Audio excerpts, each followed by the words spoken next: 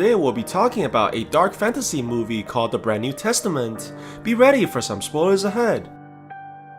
In this world, God is a grumpy middle-aged man who lives inside the city of Brussels. The entity has been bored ever since the beginning of time, and he decided to cure his boredom by creating this world. He then tried to fill the empty spaces by making strange creatures, but God was not satisfied with any of the creations as they were too different to himself. He came up with the idea of creating the first man, Adam, who was based on his own image, and the deity was very pleased by the results. The man wandered aimlessly inside the city, not sure what his purpose was, until he finally met a woman called Eve, who he fell in love with right away. They decided to do some bedtime exercises immediately, but it was not easy getting things right the first time. However, they were eventually able to put the sausage in the bun, making numerous little people as a result and populating the entire world. The deity also lives together with his daughter Ea, alongside his wife, the goddess, who he bosses around all the time as she never seems to talk back. Unlike his children, who's capable of great miracles,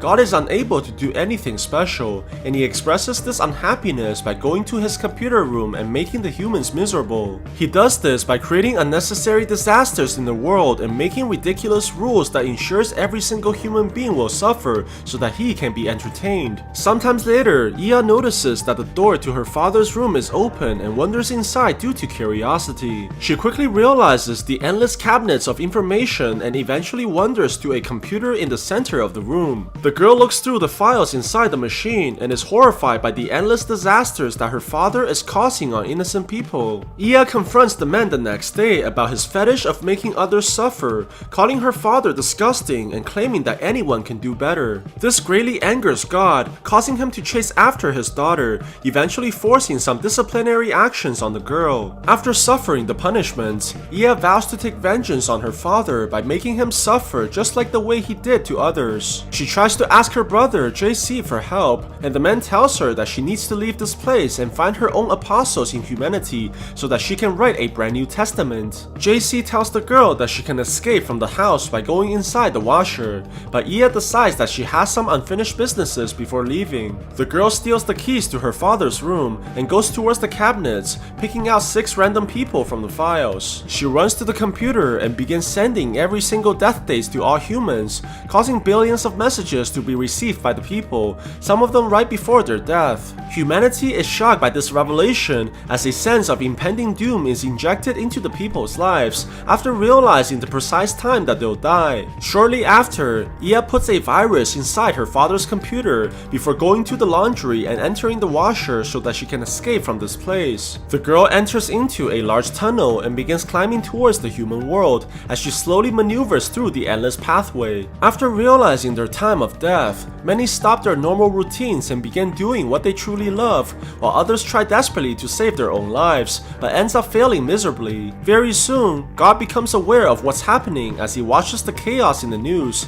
and realizes that his keys are stolen, making him run towards his computer room. The man tries to fix the situation, but nothing is responding as the computer is clearly locked out, and he's able to pick up the scent of his daughter on the mouse like a bloodhound. He immediately rushes towards the laundry room and crawls inside the washer like an animal looking for its prey, but has a hard time fitting his belly inside the tunnel. On the other side, Ea has made it outside to the human world, and the girl tries to find anything to eat inside the garbage bin. This causes her to get sick immediately, but she was able to catch the attention of a homeless man called Victor and manages to convince him to help her write her new book. The old man carries her on his back, and Ea is finally able to rest as she feels protected by a father figure that she never had. They eventually make it to the city where the girl's first apostle is located, and the person turns out to be a beautiful woman named Aurelie. Despite her nearly perfect appearance, the woman has not been happy for a long time, as all the men in her building wants to have private lessons in her bedroom. The women are even worse, as they look at her constantly with contempt,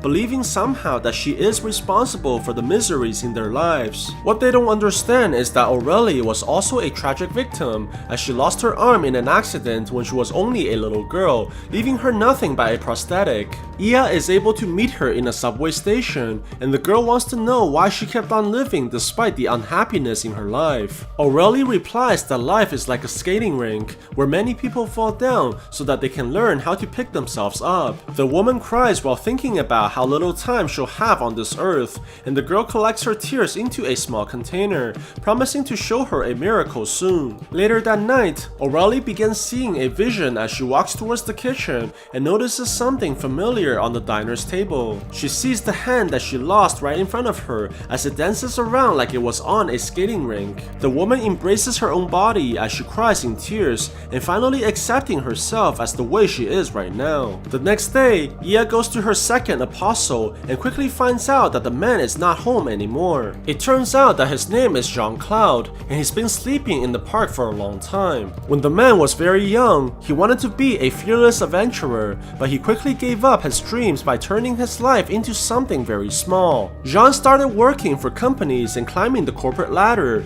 eventually becoming a manager as he trades all his time away for being paid. Before the man realizes, he has already become old, but without families and loved ones to accompany him. One day, while walking in the park, Jean receives a message and realizes that he only has less than a year to live, causing the man to throw away his briefcase in anger. He decided in that moment to never trade a second of his life for money anymore and began sitting in the park. Jean started doing things that he enjoyed, like watching the simplicity of things around him and feeding the birds in the park. Ia is able to find the old man and questions why he decided to sit in the same place for such a long time, and the man quickly realizes that he never thought about this question. Jean wonders why the birds do the same thing when it can simply fly away, and the animal answers the man by flapping its wings as it soars into the sky. Jean is intrigued by the animal and quickly follows his new friend as the man finally begins the adventure of his life. At the same time, God has finally made it to the human world, but he quickly realizes that nothing goes the way he plans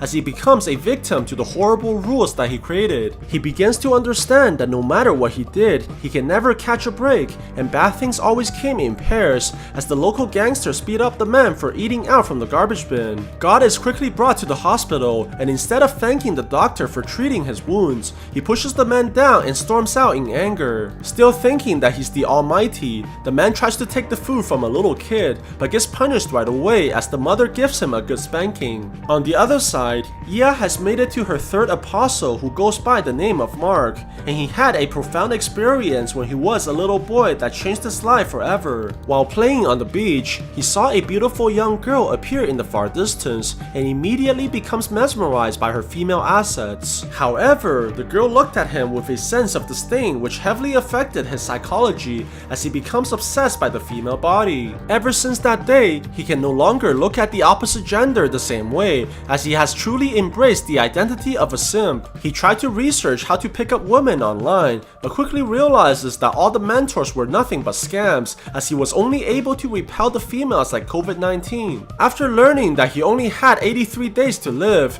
the man decided to blow all his money in the red light districts. He begins paying strangers to do bedtime exercises with him, even if he never lasts for more than 30 seconds. When Ia inquires whether if he feels that he's found true happiness, the man admits that he still has an empty feeling like something very important is missing. The little girl promises to show him a miracle soon as she advises him to use his incredible voice for something more productive than hitting on women. Mark decides to use his vocal talents for voice acting and manages to meet a woman who surprisingly shares a number of similar interests. Through their conversation, the man realizes that she's actually the same girl who he saw when he was very young, and they immediately become attracted to each other. Later that night, Mark decides to take the woman to his bedroom, but he did not do any aggressive cuddling right away, as for the first time, he's truly in love. Meanwhile, God has ironically wandered into a church where he tries to seek shelter from the people who worships him. He tries to get something to eat from the volunteers, but instead of lining up,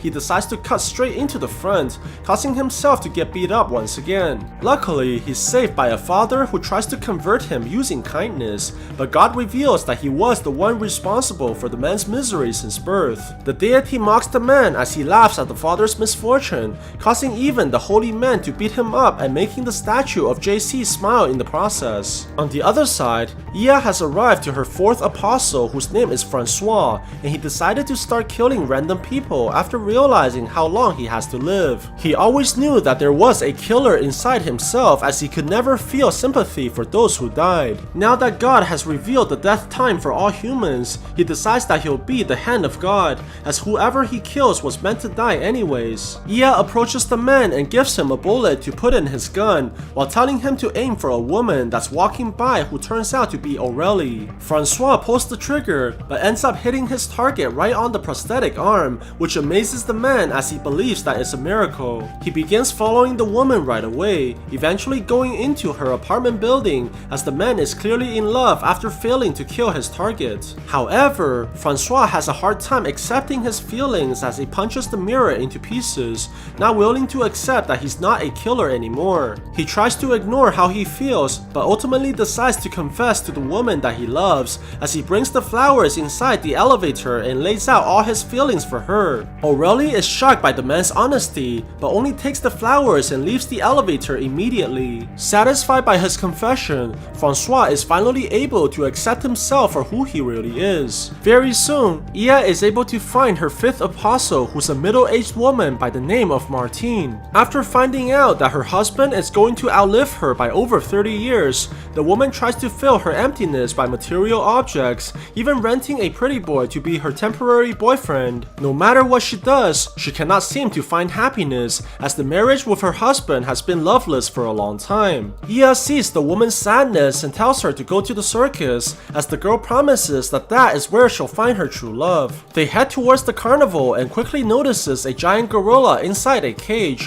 while the woman is able to sense that the animal has developed true feelings for her on first sight. Martine quickly goes to the circus owner and buys the animal right away, so that she can finally begin living alongside another who truly cares about her. At the same time, Aurelie finds the phone number on the flowers that she was gifted, and finally decides to give the man a call so that she can invite him over. They sit on the bed while the woman takes off her prosthetic arm, and the two lie down together as they both accept each other for who they really are. Sometimes later, while looking for the final apostle, Iya runs into her father on the streets, and the girl decides to run immediately alongside her friend. The two are able to walk on water as they cross the river, but when God tries to follow them as well, he quickly falls into the water like a drowning chicken that doesn't know how to swim. The man is taken into the church once again, and this time even the father doesn't want to deal with him anymore. Very soon, Iya is able to find her last apostle, who turns out to be a young boy named Willie. His parents are paranoid about their child getting sick, so they constantly give him medications that he didn't really need. Ironically, it is because of the medicines that his mother gave him that caused him to lose his pancreas,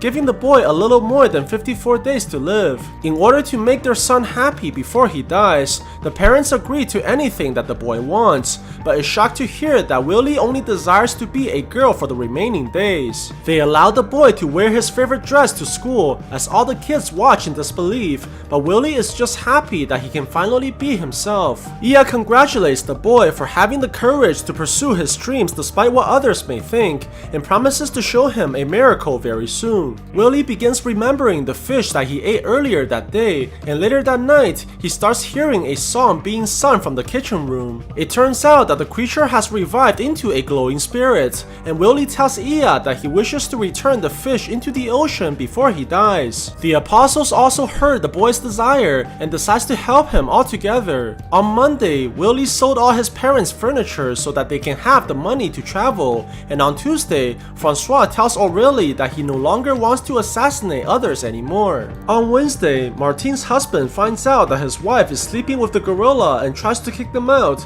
but instead, the animal chases the man away from his own house. On Thursday, Mark and his girlfriend decides to make love for the first time, and the goddess begins cleaning the whole house after finally getting rid of her husband. On Friday, Iya decides to spend all her time with her new friend, and on Saturday, Jean continues following the birds towards the Arctic, where he finally finds the purpose of his life. At the same time, God was also taken away by the police to be deported, as he did not have the proper passport. Finally, on Sunday, day, the apostles all arrive towards the seaside as thousands of people gather on the beach so that they can spend their final moments near this beautiful place. Willie also takes the chance to return the spirit of the fish into the water. The people all lie down beside the young boy as to embrace the countdown, but an airplane in the sky where God is being deported begins falling down towards the people. Everyone screams in terror as they think that they'll die despite the prophecies, while God is also showing his fear of perishing as he cries in agony. Meanwhile, Ia's mother begins cleaning her husband's room, and she unplugs the computer to turn on her vacuum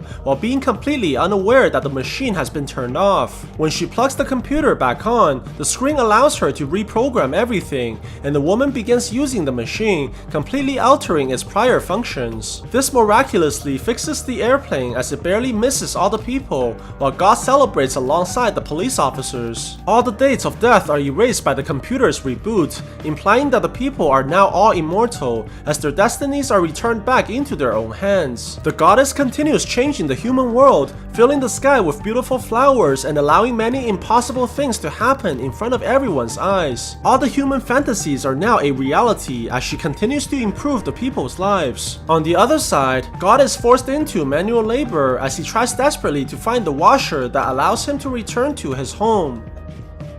So what do you guys think about this movie? Let me know in the comments below. And if you like my videos, please press like and subscribe for more. I'll see you guys next time.